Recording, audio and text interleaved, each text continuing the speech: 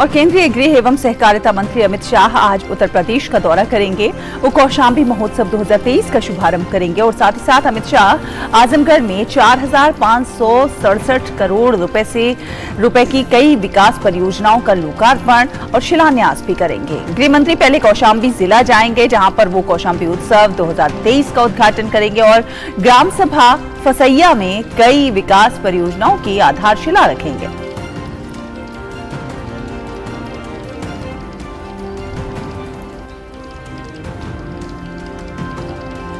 हमारे साथ हमारे सहयोगी आशुतोष शुक्ला जुड़ गए हैं। आशुतोष, सुप्रभात। काफी महत्वपूर्ण ये कार्यक्रम रहने वाला है गृह मंत्री का, जहां पर वो कौशाम्बी महोत्सव का आयोजन शुभारंभ करेंगे और साथ ही साथ कई विकास की जो सौगात है वो भी यूपी वासियों को मिलने वाली हैं। देखिए, गृह मंत्री अमित शाह का आज का कार्यक्रम है। अगर हम कहें तो यमुना और गंगा का दुआबा है, इस दुआबे एक साल के बाद गृह मंत्री का दौरा हो रहा है। कौशाम्बी जिला है, जहां पर वो मां शीतला धाम का जो स्थान है वहां पर दर्शन पूजन करेंगे और इसके साथ ही कौशाम्बी महोत्सव जो है उसकी शुरुआत करेंगे। वहां पर तमाम सारी विकास योजनाओं की आधारशिला रखेंगे और इसके साथ ही जो है इस दुआबे के विकास की तमाम सारी जो है जो कल्पनाएं थी, जो यहाँ के लोग चाहते थे, उसको पूरा करने का प्रयास किया जाएगा। ये क्षेत्र अगर हम कहें तो कौशाम्बी का जो सिराथू विधानसभा है, वहां से जो है उप मुख्यमंत्री केशव प्रसाद मौर्य आते हैं। पिछले चुनाव में वो सफल नहीं हो पाए थे, लेकिन बावजूद इसके क्षेत्र उन्हीं का माना जाता है। और उसके अलावा जो है इलाहाबाद, प्रयागराज और फतेहपुर, कानपुर से सटा हुआ यह जिला है। ये एक ऐसी जगह है कि जहां से राजनीति की तमाम सारी संभावनाएं दिखाई देती हैं और जिस तरह से 2024 में भारतीय जनता पार्टी अपने को उतार रही है, प्रयास कर रही है, उसको लेकर के आज गृह मंत्री का यह कार्यक्रम जो है काफी महत्वपूर्ण माना जा रहा है। गृह मंत्री आजमगढ़ में भी कार्यक्रम का जो है शामिल होंगे और तो इस तरीके से कौशाम्बी जिले में तमाम सारी विकास परियोजनाओं की सौगात भी गृह मंत्री देंगे। कौशाम्बी महोत्सव की भी शुरुआत करेंगे। पिछड़ा हुआ जिला है, अभी प्रयागराज से काट करके जो है कौशाम्बी जिले को बनाया गया था। अभी तमाम सारी अवस्थापना संबंधी चीजें पूरी नहीं हो सकी हैं। उन चीजों को पूरा करने का गृह मंत्री के द्वारा प्रयास किया जाएगा। जी, और साथ ही साथ आशुतोष, हम आपसे ये भी जानना चाहेंगे कि जिस तरह से स्थानीय निकाय के जो चुनाव होने वाले हैं उसको मद्देनजर रखते हुए इस यात्रा को हम कैसे आंकते हैं? बिल्कुल, स्थानीय निकाय के चुनाव जो है उत्तर प्रदेश में लोकसभा की 80 सीटें आती हैं। 700 से अधिक जो है यहाँ पे स्थानीय निकाय के जो है सीटें हैं। इसके मद्देनजर जो शहरी क्षेत्र, जो कस्बों का क्षेत्र है, वो पूरी तरीके से जहां भारतीय जनता पार्टी की अच्छी पकड़ मानी जाती है,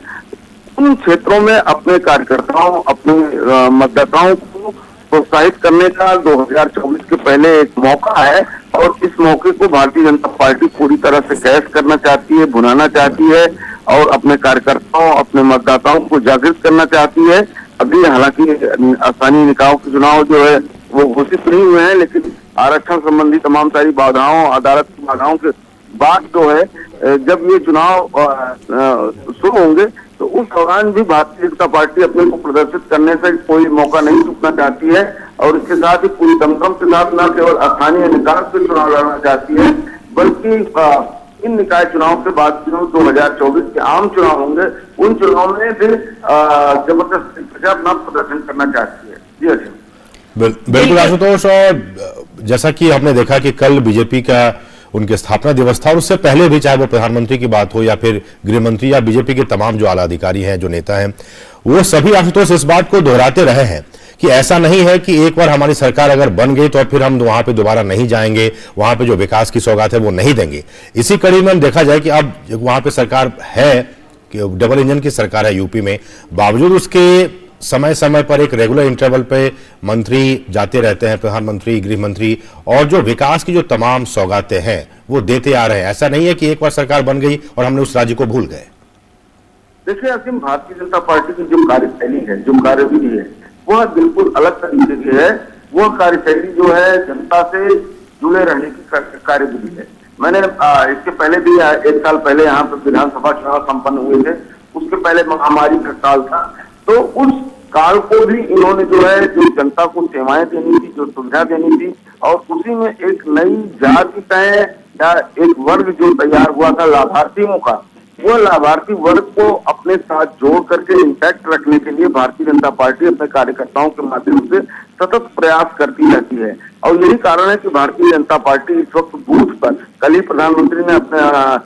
स्थापना दिवस, भाजपा के स्थापना दिवस समारोह 10.5 लाख कार्यकर्ताओं को, बूथ स्तर के कार्यकर्ताओं को संबोधित किया, वर्चुअली संबोधित किया। तो बूथ स्तर पर किस तरह से इंटैक्ट किया जाए, लोगों को किस तरह से अपने साथ जोड़ा जाए, और जोड़ा ही न जाए बल्कि जोड़े रखा जाए आगे तक के लिए, इसको लेकर के भारतीय जनता पार्टी सतत प्रयास में रहती है। और यही कारण है कि कौशाम्बी जो जिला है, मैंने जिस बात की, जिस तरफ आप इशारा कर रहे हैं,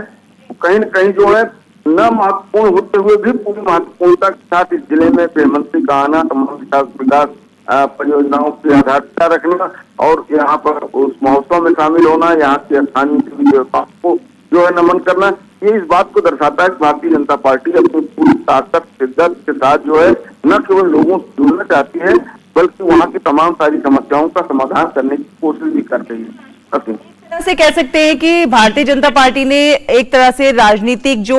कल्चर है उसमें कहीं ना कहीं बदलाव किया है, और अंत्योदय की जो भावना है, आखिरी पायदान पर खड़े हुए व्यक्ति के साथ लगातार जुड़ाव को बनाए रखने की जो भावना है, और शायद इसी का परिणाम है कि जब भी चुनाव होते हैं तो उसमें जनता का प्यार देखने को मिलता है।